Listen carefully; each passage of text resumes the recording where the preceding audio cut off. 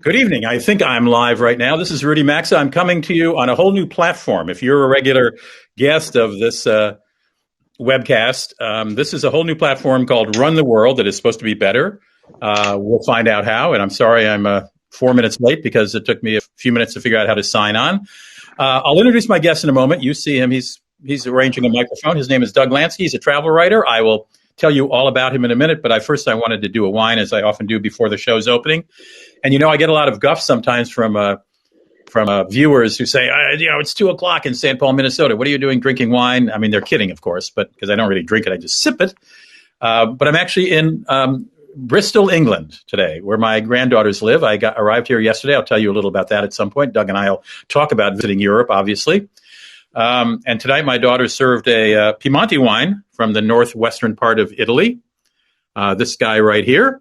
I am not intimately familiar with the Piemonte region, but I can tell you that it is certainly a major wine region in Italy. It's right up by Turin, or Torino, as the Italians call it, the capital of the Piemonte region. It's in the foothills of the Alps, because it's up in that northwestern part of the community of Europe, of Italy, excuse me. It neighbors France and Switzerland. You will recognize, if you drink any wine, Italian wine, the names of their best-known regions, Barolo and Barbaresco, excuse me. Both of those wines are made from the Nebbiolo grape, which is the most popular grape in Piemonte. But there are other varieties you might mention. There's a Barbera and a Dolcetta.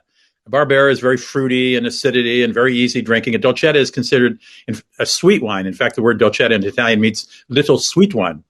And then you may have heard of Asti Spumante. That's a sparkling wine from this region as well, from a grape called Moscata grape. The heart of the wine region in Piemonte are two towns called Asti and Alba. But don't go to Asti looking for any places to visit wine. There's nothing in the town. It's all surrounding the town.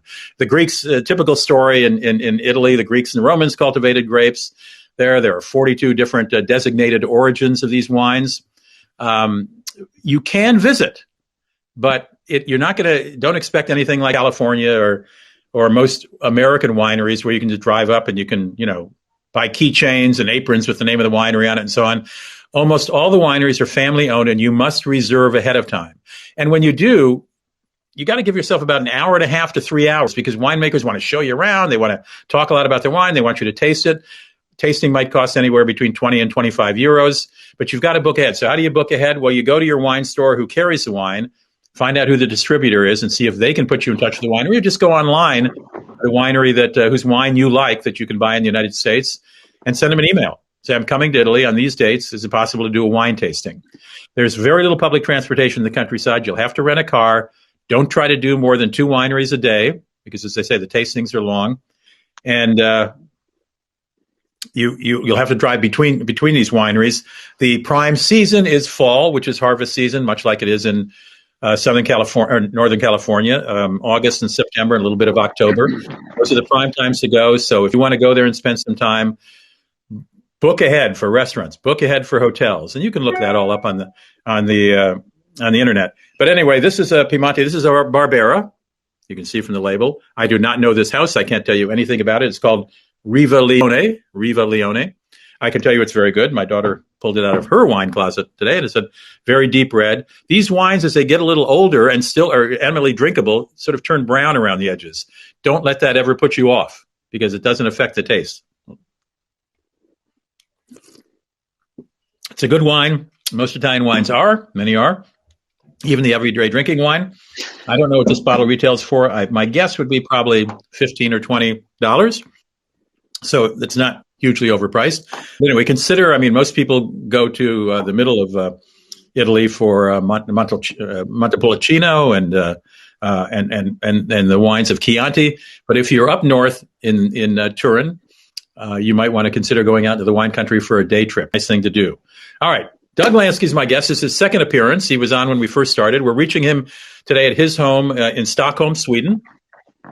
I'm coming to you from England, and many of you are, of course, in the United States, and we're delighted to have you here. Doug was one of the first travel writers I met when I began travel writing. He, at the time, his family home is Minnesota. He grew up in Minnesota, and when I moved to St. Paul, I had the pleasure of seeing him there. And and I have visited him in Stockholm. I, I, we're laughing. I'm going to say it. I see him in Stockholm. Actually, when we were doing the tours in 2019, before COVID came along, when we were doing Rudy Maxa tours, we did 2 tours in the Scandinavian countries. And the first tour in Stockholm, Doug invited me out to his house for dinner, and I took a train out to his house, and we had a lovely dinner. And then when I went back for the second tour, I called him up and I said, "Hey, you want to have lunch?"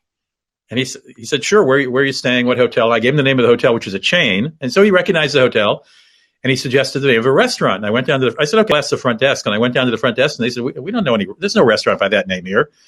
So I called him up. I said, "Doug, I don't know. There's no restaurant by this name around here." And it turns out I was calling him from Copenhagen. And he was on the train to meet me in downtown Stockholm. Well, you can tell the travel writer is here in the family. Those 3 months of running those tours, I didn't know what town I was in. And I literally thought I was in Doug's town. Yeah. So that's why we started laughing when I said I met him in Anyway, Doug has been writing about, he's written a number of books. You may know his very successful series in newspapers all around the world called Sign Spotting, where he encouraged readers and followers to send in pictures of funny signs because of translation purposes or just mixed meanings from all around the world. He created at least, how many, 3 books, Doug? 5, but who's counting? 5. Not exactly my most literary work, but I'm happy to collect the royalties. It wasn't literary, but they were great buys for presents and gifts, and they were published by Lonely Planet, right? Some of them were, and then it was published. Who else published it? Penguin published a bunch of them as well. But I mean, basically, it's you keep it next to the toilet. It's toilet reading. It is fun reading. You can read it anywhere. It's the kind of thing you buy by the cash register because you pick it up while you're waiting in line. You go, "This is funny," and the signs are funny. But he's also a very serious travel journalist, and he lectures widely around the world, a lot in America, on the subjects of travel, hotels, the future of travel. Too many people traveling cities like Copenhagen and Venice and Barcelona. We'll talk about that. We'll talk about when you can visit Europe and what's going on in Sweden as well. So welcome, Doug Lansky, to the show. And Alan Carl, we are using a new software. I meant to write you about it yesterday. It's called Run the World. Alan Carl is a friend of mine who does something called the World Rider webcast, and we've both been on the one I was on until this week. And I kept promising to tell him the name, and I just found the name yesterday. So it's Run the World, Alan, who just joined us. Doug Lansky is my guest, travel journalist extraordinaire. All right, Doug. Let's start with the question I get asked all the time, and I'm sure your American friends do, is, well, when can we come to Europe? Right. As soon as they marry a European and pick up a European passport. No one has stopped anyone during this whole thing from trying to get home to their country of origin with their passport. That we've always been able to do, which is why I, as an American, can go back to the U.S., but I can't bring any Swedish friends with me just yet. And we're all waiting on pins and needles for the magic day when places start to open up. And the problem has been, Doug, I should interrupt. Let me interrupt you, Doug. I should explain. Doug has lived in Sweden for many, many years. He married in Sweden. He has 4 children there. I think. How many? 3, 4, but I lose track as well. 3, I'm sorry. 3 children. It seems like a lot to a guy who only had 2 Feels kids. like 5. So when he says he's got a Swedish passport, obviously speaks the language, and I just wanted to interrupt to explain that you're not just visiting Stockholm right now; you live there. Okay. Right. So I have 2 passports, right. Yes. So the problem, there's been a number of false starts where they've said this is the date this country plans to open. People have started booking tickets. Then they have to go through the whole refund thing again when they don't open up. So we've had some stops and starts. And so everyone's just kind of waiting. We've waited this long. We'll wait a little bit longer. We just got word that Greece is likely to open in a couple of weeks. And I went online and noticed that a lot of those trips are already fully booked. So I guess some people are willing to take the plunge before it actually completely opens up. So it's starting to happen. I'm feeling it. The cobwebs are getting dusted off, and places are actually starting to open up to other. And there's some corridors. I traveled from here to Bermuda. It was very strict. I had to get a PCR test before I got on the plane, and then another one when you land at the airport in Bermuda. And the Bermuda one made sense to me. The PCR test here didn't make a whole lot of sense because you take it 3 days before you get on the plane, during which time you could come in contact with thousands of people. And it's like going through a metal detector test 3 days before you get on the plane. You could pick up a weapon at any point during those 3 days. So it doesn't seem so sensible, but better than nothing, I suppose. Well, I should probably I must tell you, this is my first time back in the UK since visiting in early December before they shut things down. And all my friends saying, "Are you traveling?" I said, "Well, I'm going to London they actually live in Bristol now. Brighton. Did I say I was in Bristol? I'm in Brighton, England, not Bristol. I'm in Copenhagen. Brighton. They just Copenhagen, Stockholm, Brighton, Bristol. At any rate, I said, yes, you can actually go. Now, let me tell you, because everybody said, well, how do you get there? I can now tell you how you can get there definitively. You've got to take, as Doug did, to go to Bermuda, a PCR test before at least 72 hours or no more than 72 hours before you depart. You must fill out a form, a travel form for going to the UK in which you answer all kinds of questions. But the tricky thing is you must book. First of all, you have to quarantine for 10 days. There's also a 5-day early release thing I don't want to get into, but you have to book for 10 days, and you're supposed to quarantine from the same place, which I am in my daughter's home. You can in a hotel, if you can find a hotel that will take you. But you must book before you get on the plane, arrangements to have sent to you at the place you're staying, a test 2 days, you take 2 days after you're here, and another one 8 days after you're here. You self-administer it. I just got my first day 2 day.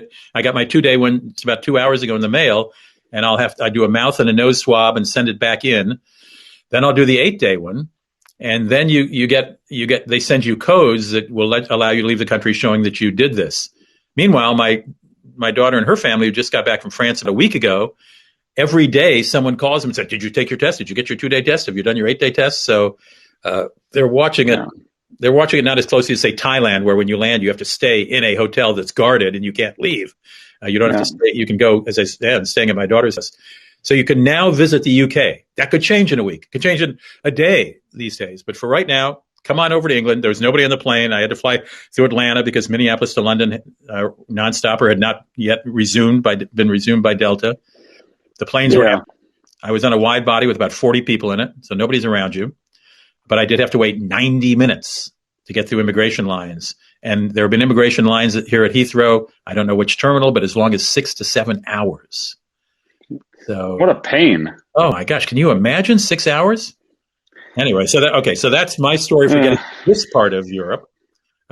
Turkey, I know, has been open for a long time. Greece is about to open. But still, you can't just hop on a plane and go to France. And it's not that you get to France, they send you back. The airline won't let you on unless you have all this paperwork.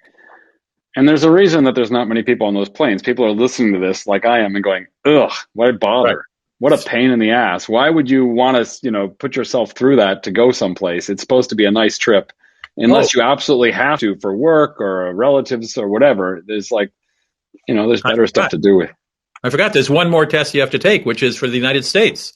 No more than 72 hours before I return to the United States, which is the 25th of this month of April as we talk live. I have to take another test to show to U.S. immigration when I arrive. Right. So totally, it requires 4 tests to accomplish this trip.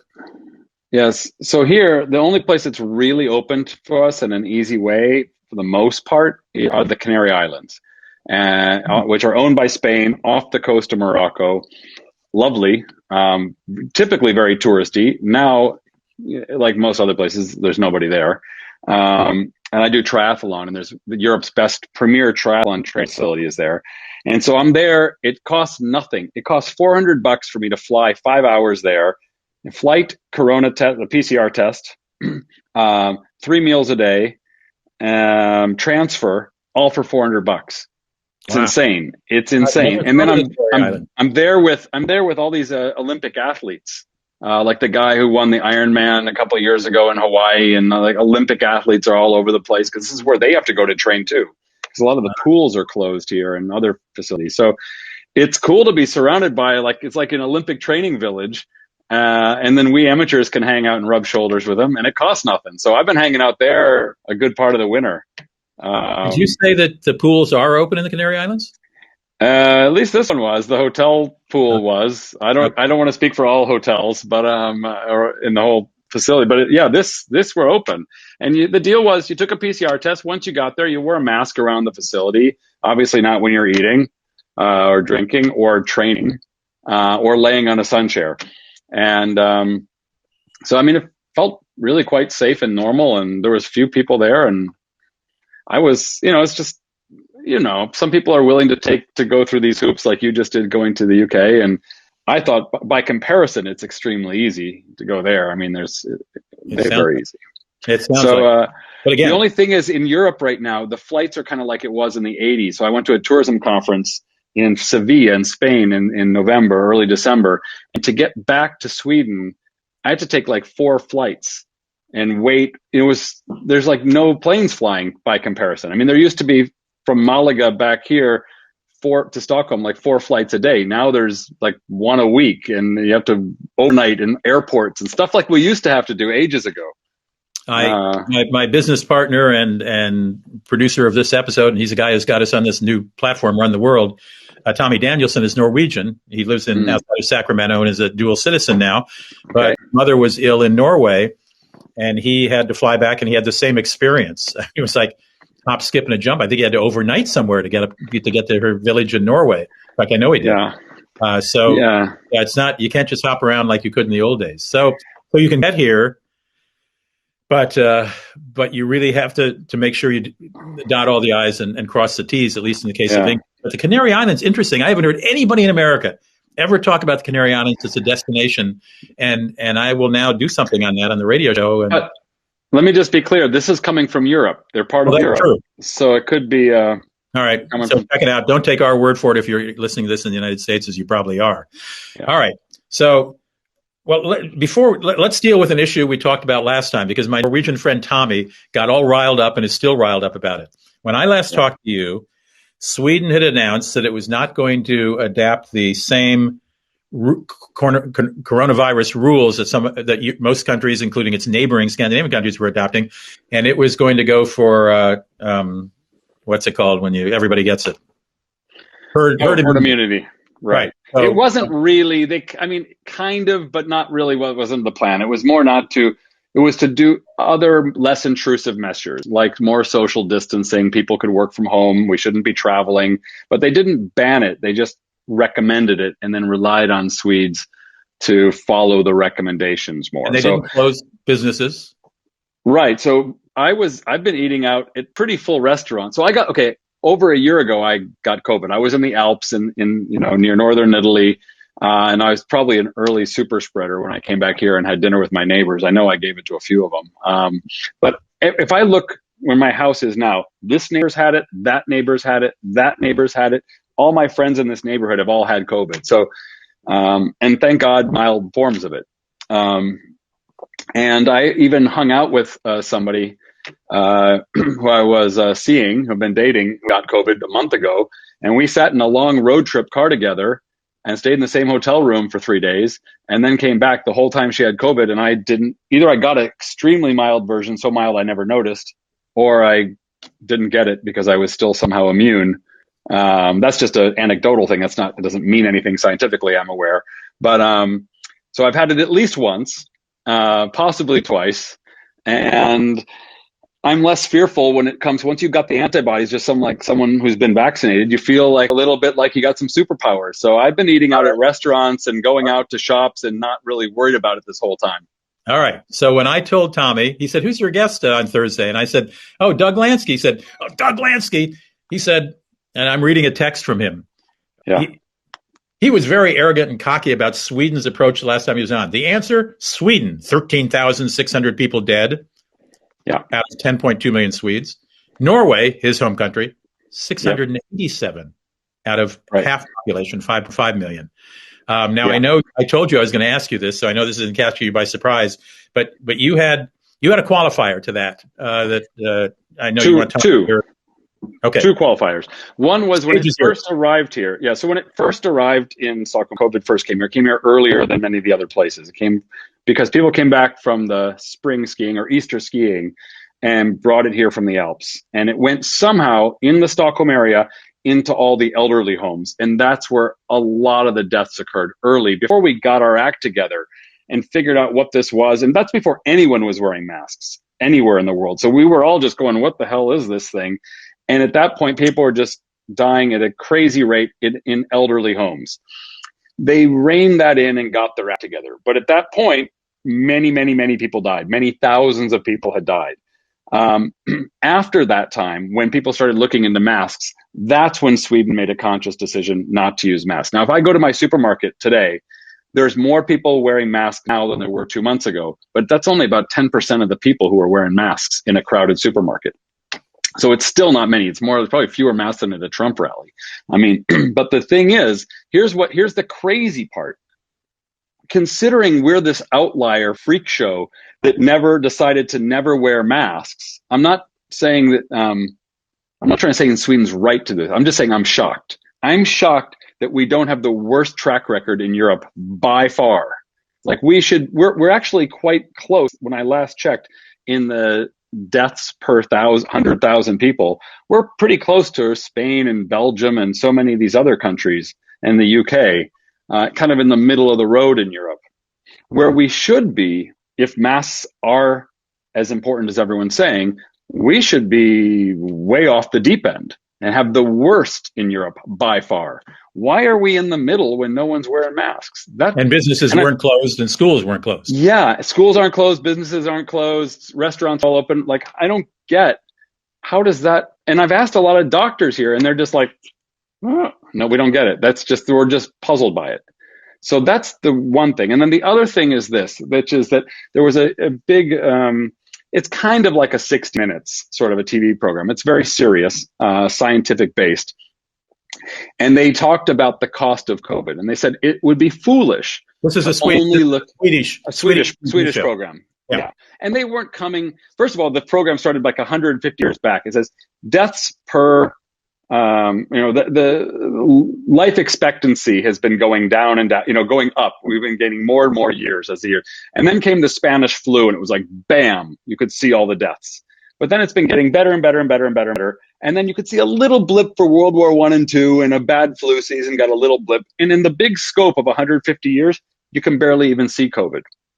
It basically brought us back to about 2011 levels, which was no particular year for something bad that happened. When you talked to me about this, your more important point was what this show called Science or something. What they talk about the future.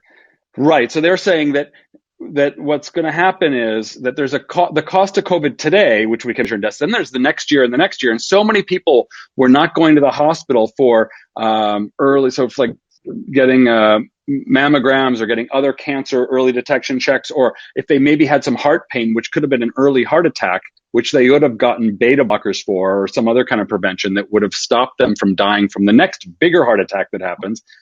They're not going to have that. So these cancers are going to be too far developed by the time they get them screened. The heart attacks are going to be too severe by the time they occur. And there's going to be future deaths, a higher death cost at a later time. There's the cost of the economy. There's the cost of not having kids in school. They've been able to link depression, lack of sleep, anxiety, suicide, domestic violence. All these things need to be factored into the cost of. When they say who's winning and losing, we're really only looking at the death score today. And it's saying there's a bigger cost here that has to factor in all these other things, the future deaths, the school time lost, all that stuff. And that's the real holistic view of the cost of COVID. And it would be silly to not factor those things in. And so, if we won't have enough info yet to pronounce Sweden a winner or loser. So you're saying I'm being cocky about Sweden. I would take the government's point of these days, or the health minister saying, we don't have enough info yet to make that call. We'll know better in a few years which countries actually came out ahead when you look at the bigger picture. Okay, well, that was interesting. I never thought about people, for example, in the United States, putting off going to the hospital for maybe serious aches and pains because they didn't want to get COVID or whatever, and whether that second heart attack will be the big one that sends them to their death. All right, well, I'm sure Tommy will have some answers for that, and I'll let you two take it up off camera. The Norwegians versus the Swedes. Yeah. All right, let's talk travel. You recently did a fun version of but I should say Doug has a terrific channel on YouTube, and it's called what? It's called Rethinking Tourism. Rethinking Tourism. And he made is about 5 or 6, 7 minute, maybe even longer, He recreated a honest pilot's safety message, what a pilot ought to say on an airplane, that they couch with funny videos with cartoon characters and different graphics and little things like, should we need to land on water? Like, it's what? Yeah. And I want to play that. I want to play that, Doug. And this will be a few minutes long, but I think you'll enjoy it. This is Doug's voice. He's voicing it. He did the graphics. This is from his YouTube channel. Now, I've practiced this twice now, and bear with me. I'm going to talk my way through it. I hit share. I've maximized it. Okay, full screen. Well, that's what I did. Exactly what I did. From the cockpit, this is your captain speaking. There we go. Our AV system isn't working today, so we can't show you the $2 million safety video that an ad agency did for us. But since very little of what that video tells you will actually save your lives, I'm going to do it instead. The FAA says that 60% of you ignore the safety talk. Today, you'll hear the real safety talk you should have been given years ago. You don't want to miss this one. Here's the big thing to remember. If we crash or make an emergency landing, statistically speaking, 95% of you will survive. If it's a serious crash, 55% of you will survive.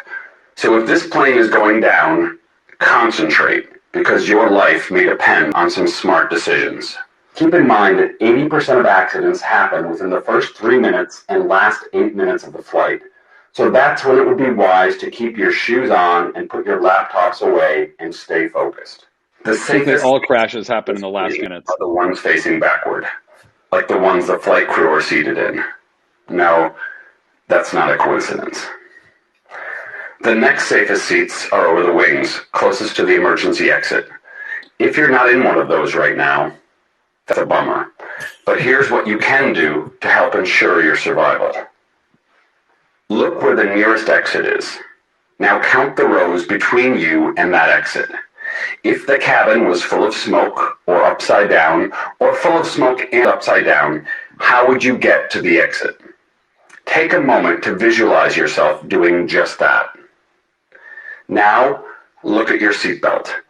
I know you all know how to use it, but that's because nothing is making you lose your shit right now. It's common for people in emergency stress situations to try to open that thing by pressing a button that's not actually there, like the seatbelt on your car. So take a moment to imagine yourself lifting the flap in an emergency. In fact, do it now just to get used to the motion. Emergency evacuations on the runway are more common than crashes. In the event of something like an engine fire, we need to get you all off the plane in about 90 seconds.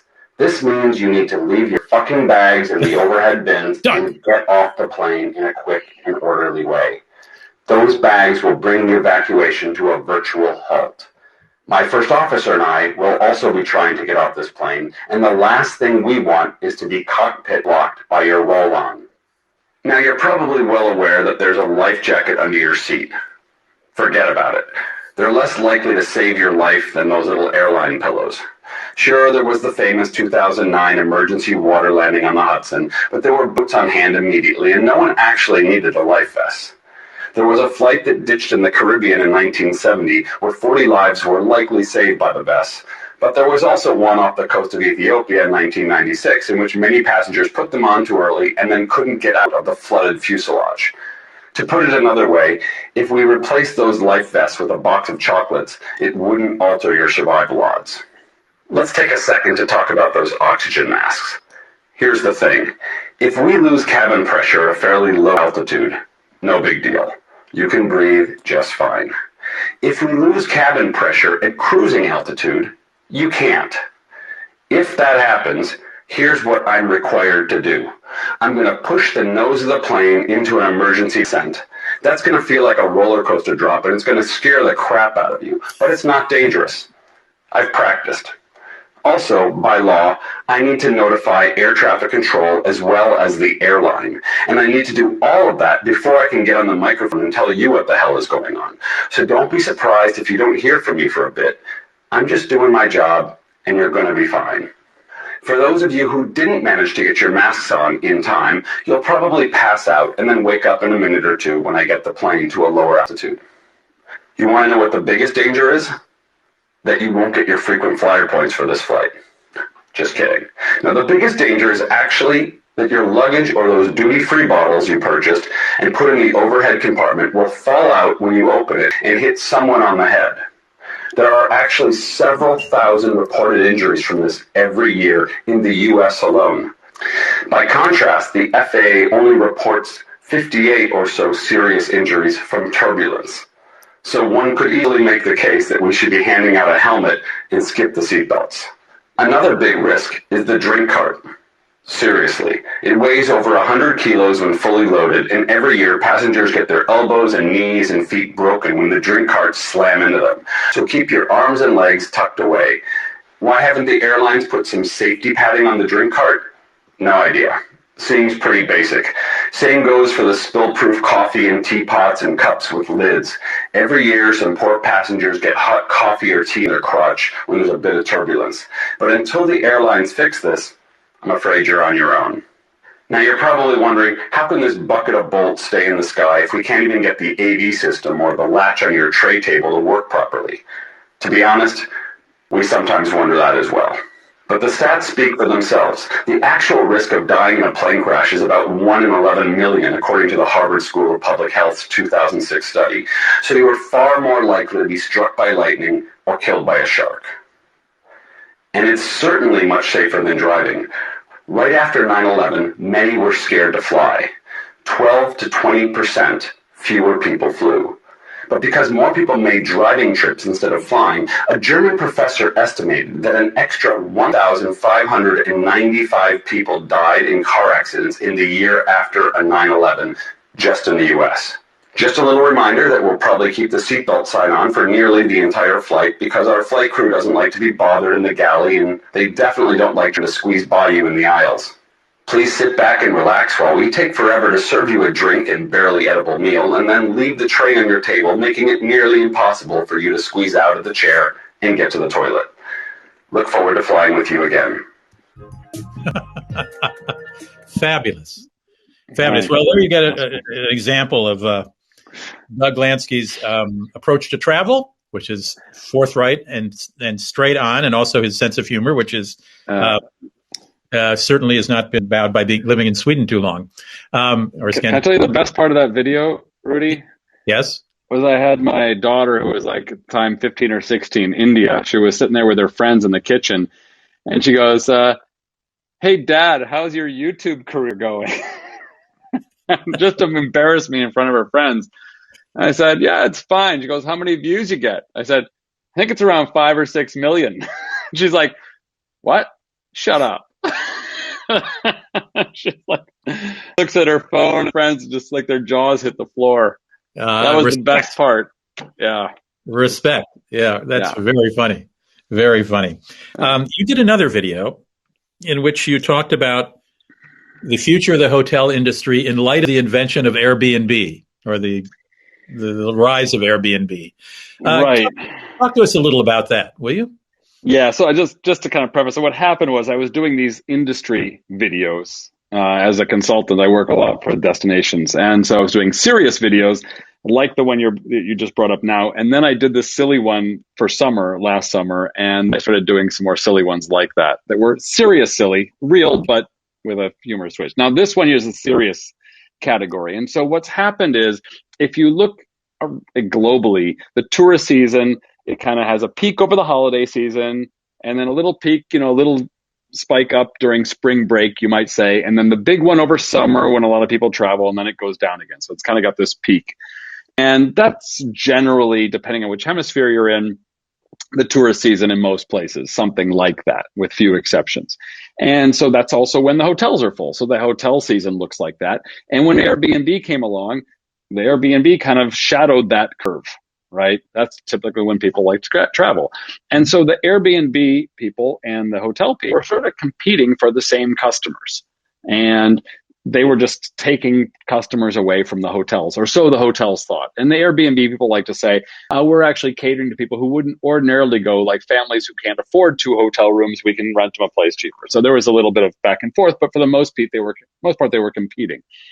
And it occurred to me that this relationship could be cut up in a better way if they both agreed to some regulation. And so if you look at that graph, it kind of hits the lowest level of where that is. If you take that low level and you make a rectangle, so at the base, it just comes like that. There's like the lowest level is still pretty high. That actually suits hotels very well because they have a fixed number of rooms and they would love to have 100% occupancy year round, even if it meant having a lower total rooms. Because if they could just hit 100% and maximize their cleaning staff, the reception staff, all that, that'd be great. That's just like dollar signs in the eyes of the hotels.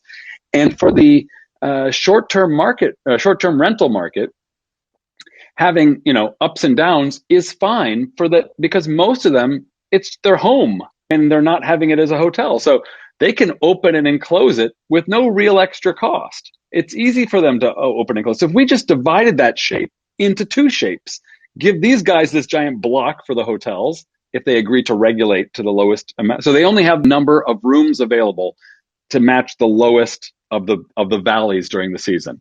And then that upper bit goes to the short-term rental market because they can open and shut and absorb those peaks and valleys much easier.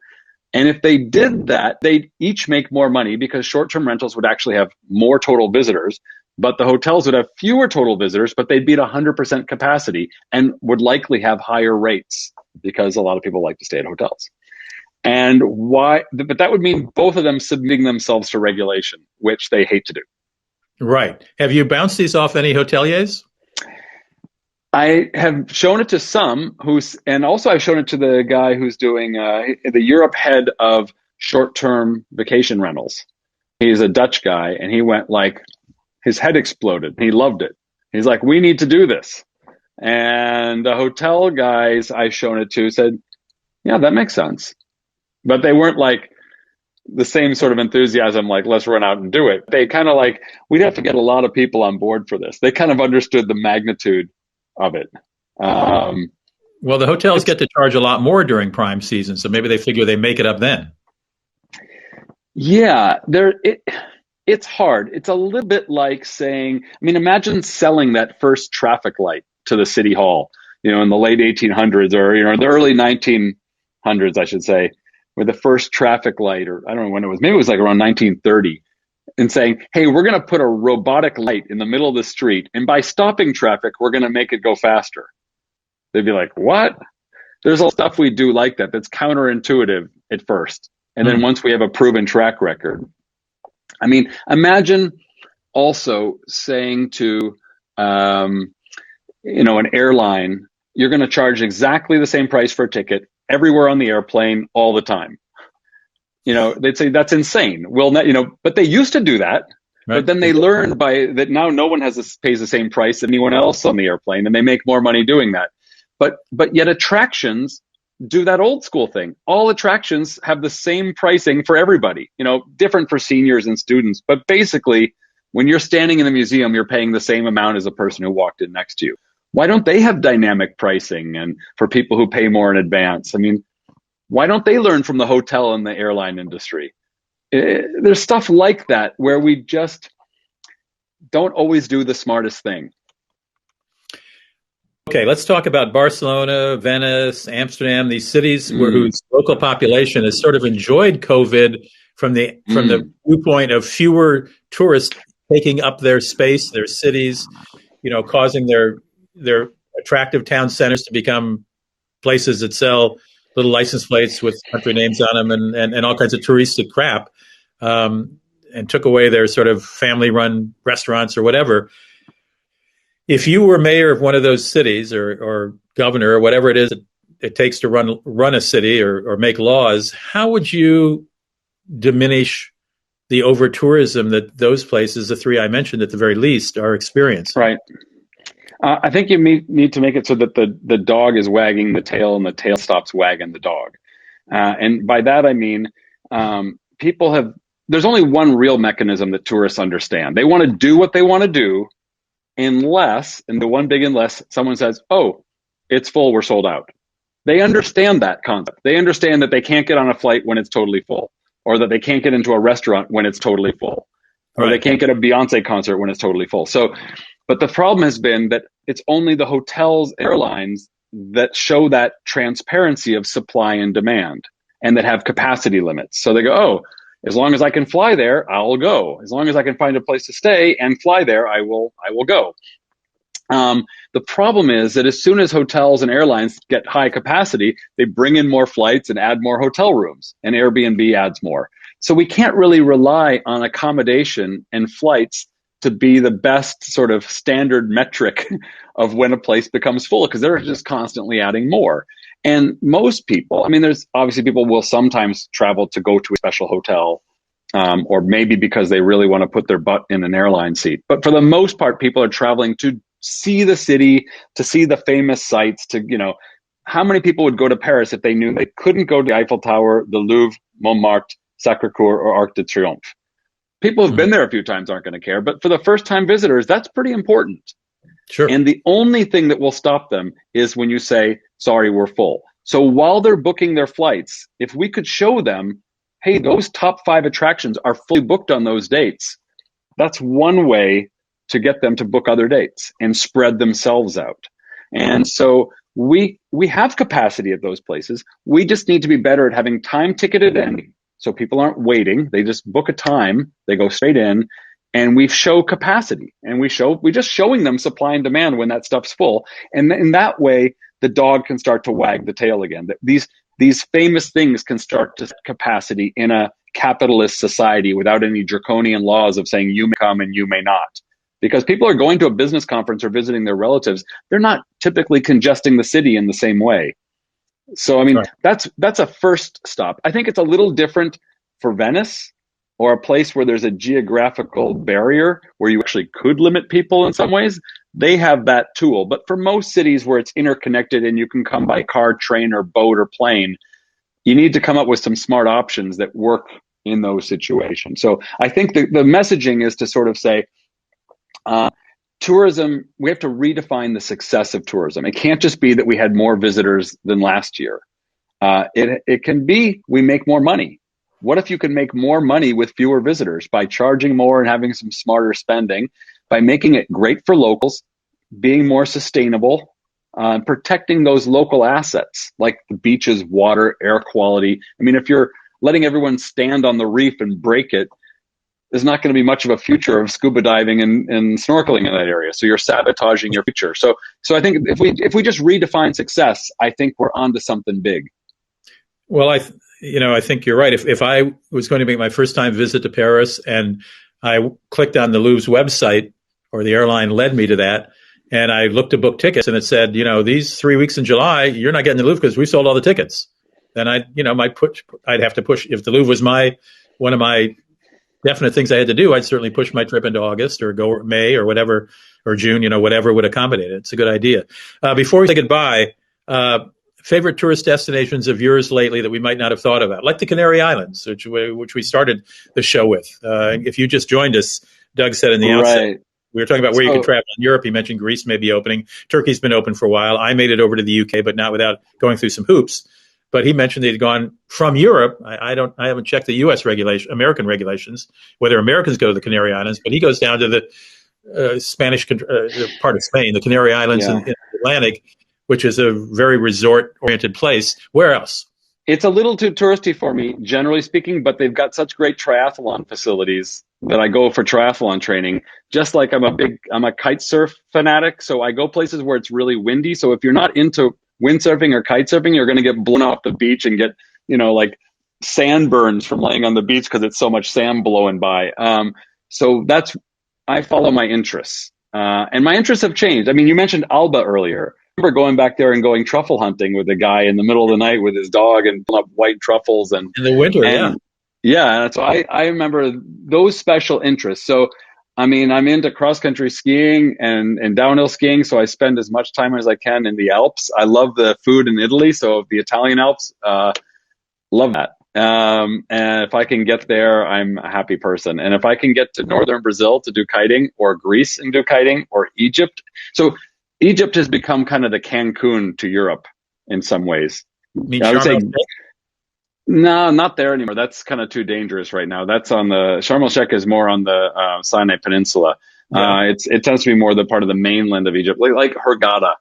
Hurghada people are going to Hurghada, they go to Greece, and they go to the Canary Islands and like Mallorca and Ibiza. Those are like kind of the Caribbean, Hawaii, Mexico version of Europe, where we go for some sun and sand, a fly and flop, if you will. And so that's it. And I have a hard time. I have, ants in my pants. I can't sit on the beach for more than like 10 minutes. I got to go for a run or a bike or a swim or something. So I tend to follow my interest that way, but I try to find, I don't know. You've been talking a lot about Asia. I haven't spent a whole lot of time in Asia. Swedes love Thailand. They go and live there for 3 or 4 months of the year. And there's a Swedish schools on the beach. Yeah.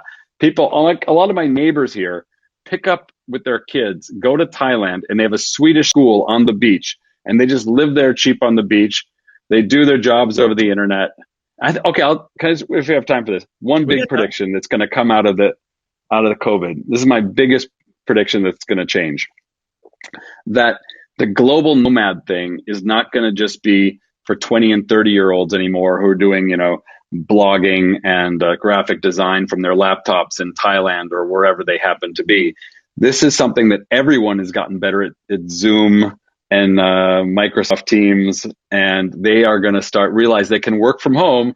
They can work from when they're in Spain or Hawaii or Bali, and they're going to do it.